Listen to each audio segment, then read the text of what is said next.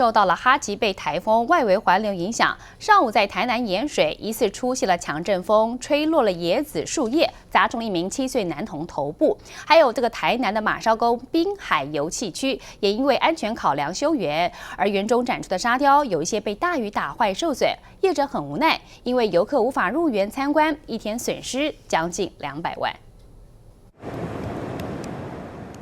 马绍沟滨海油气区受到台风外围环流影响，海面上出现大浪，雨势更下不停。园区里的沙雕展作品也被大雨打坏受损。主要还是怕大浪啦。如果整个大浪加上台风这样子，因为今天刚好涨潮，这个部分还是我们比较担心的。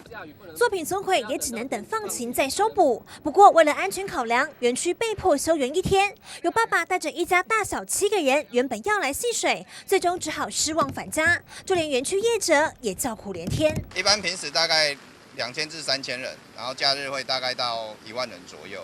假日变成来客数比较多，然后变成说一天可能会造成我们大概有200万元左右的损失。 台风造成游客锐减，影响的还有台南北门游客中心附近的摊贩跟店家。和以往假日相比，游客数至少掉了50%。应该差不多有50成以上。人因为落雨都无出门啊。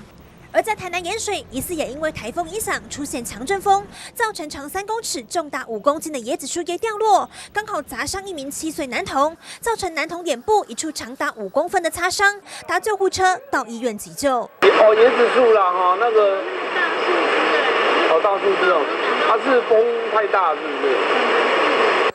所幸治疗过后，男童没有大碍。虽然哈吉贝台风没有直接影响台湾，但突如其来的风势雨势，民众还是得格外当心。